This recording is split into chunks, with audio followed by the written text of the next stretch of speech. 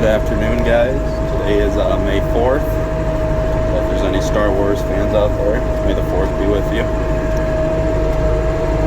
Today, I am spraying apple trees. Running about 40 gallons per acre. Running, the TJet says I'm running at 4.4 miles per hour. John Deere says I'm at about 4.5. This is my spray rig. I've been running this spray rig for the last 2 years, and I really enjoy it. The tractor that I'm in right now is a 5100 GM. I believe it's a 2019. Don't quote me on that, but I've been in it for the last 2 years. Like I said, really enjoy it. We've had a few issues relating to the DEF that this tractor takes. The DEF crystallizes in the tank, and we've had to replace the tank, replace the pump, just stuff like that that shouldn't happen, but it does. So thank the government for that.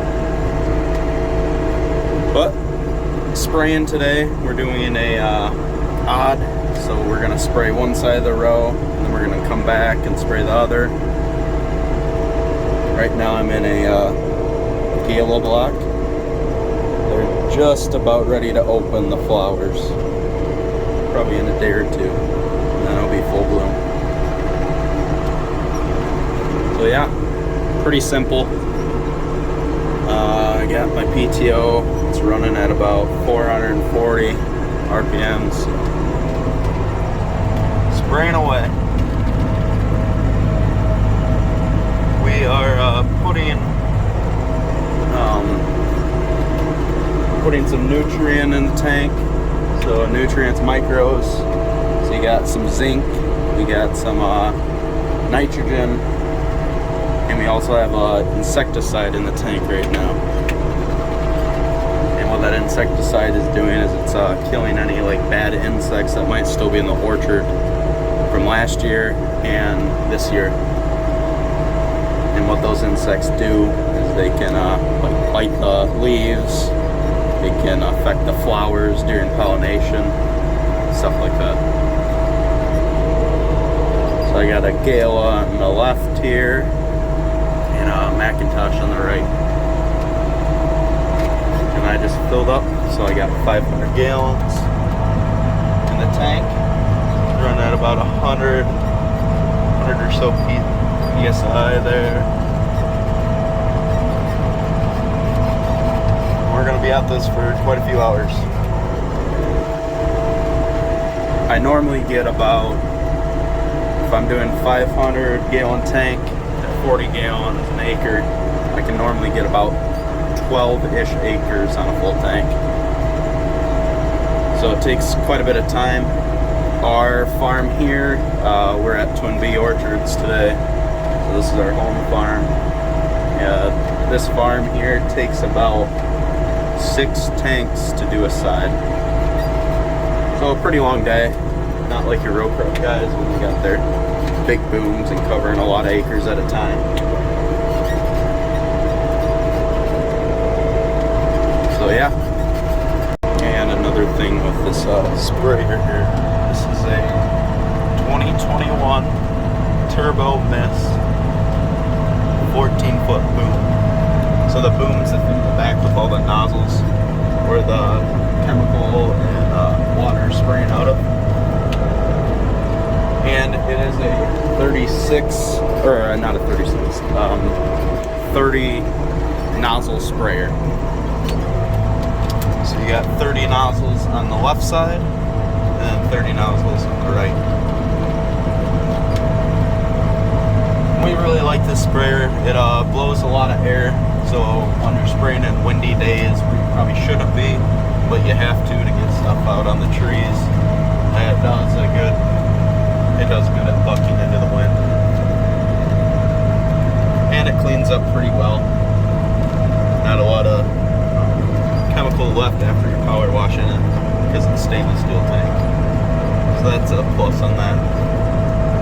we have a couple sprayers that have like plastic tanks, and those are extremely hard to get cleaned up after you spray with them for a week or so.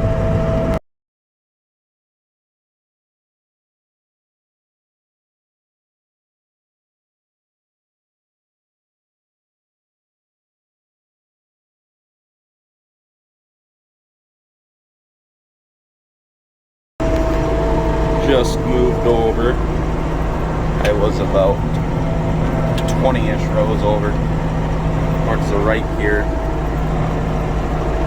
Got over to this Gala block here. This is about 8 rows of Pacific Gala. Spraying away. So you might wonder what those fans there are, or what those silver sticks up in the sky are. Well, that is a frost fan. And what those fans do is when it's cold in the spring, so what I mean cold is like 26-ish to 30 degrees. Or really depending on how far along the flowers are on the trees. We can start those fans up. And you see that big blade there? It's just like a helicopter blade. That head spins at about 2,600 RPMs, and it just rotates slowly. And what it does is it moves the air around. And also, there's an inversion layer, which is about 100-ish feet up in the sky. And that inversion layer normally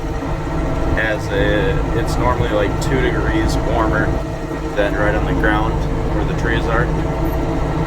So it actually catches that air and pulls it down to the ground and kind of circulates it around.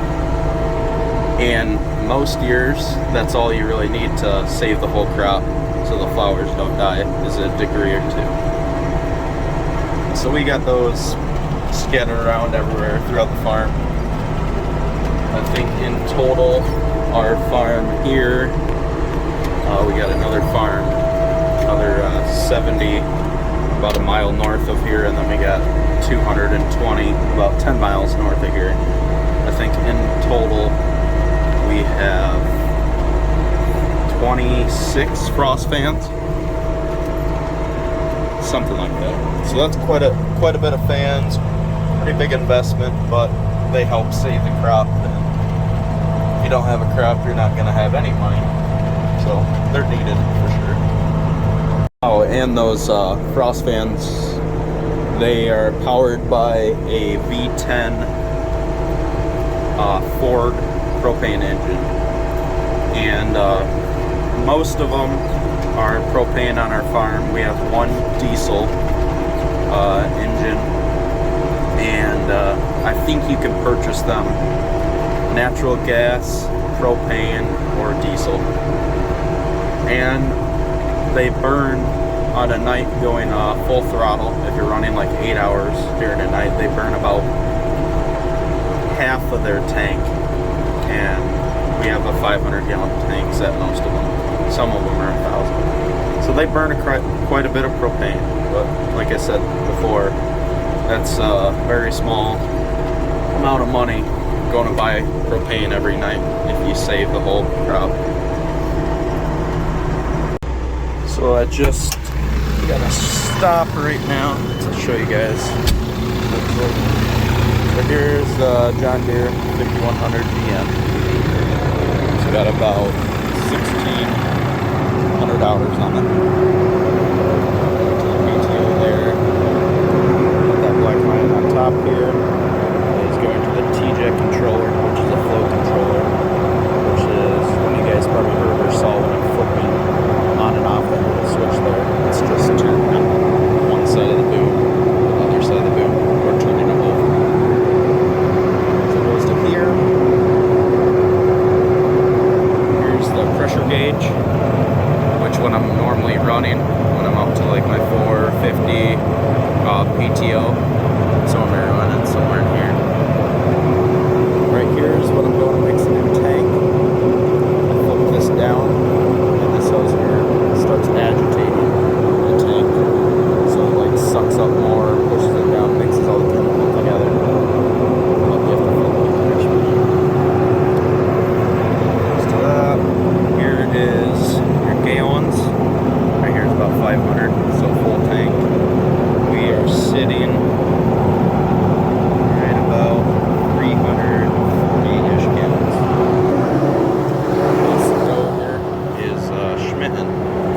this is a new variety that we've been testing out here in Michigan. It's really prominent in Washington. They have quite a few trees in the ground. We're just starting out here. And look at those. So these are open. These are normally our first trees to bloom.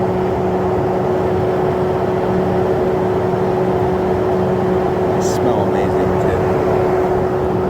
Some of them are farther along than the others, like this one right here. It's right by each other, but it's on a different branch. Those are still in the pink stage, but they're so close to just opening right up. Another warm day in the open. Yeah, this is what apples look like when they're not apples. I know that sounds weird, but this is just the first stage of developing an apple. Once the flower gets pollinated, then you're going to start a little apple right about there. Pretty cool stuff. Alright, so I just finished my tank. I got the water on over here.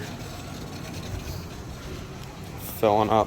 I'm going to do just about 250 gallons because I got to do just a certain block of Honeycrisp that we want to spray some different stuff on. But what I'm putting in the tank today is B33, which this is nitrogen, sulfur, boron, zinc, and this helps with nutrition in the tree, flower bud development, and inadvertently fruit size down the road. So we want to start right now with putting nutrition down. And I got Maravas, which is a fungicide that helps with powdery mildew and some rots that we have in apples and in the trees. In this bucket, 615, which we'll walk over here. This is just all the chemicals. There's usually a lot more, but we're using a lot right now. But I got 615, which is calcium, magnesium, and boron. That helps with bud development also.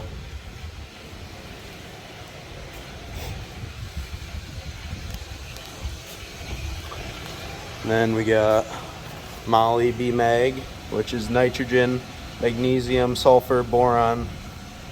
Same stuff as this, pretty much, but that's helped with bud development, fruit size, stuff like that. And then our Mega is a fungicide also, so that's with your rots and stuff like that. So I think we're at 250 gallons now, close to. But we're gonna do that in the morning when it warms up a little bit more. So thank you guys for watching. I'll catch you on the next one.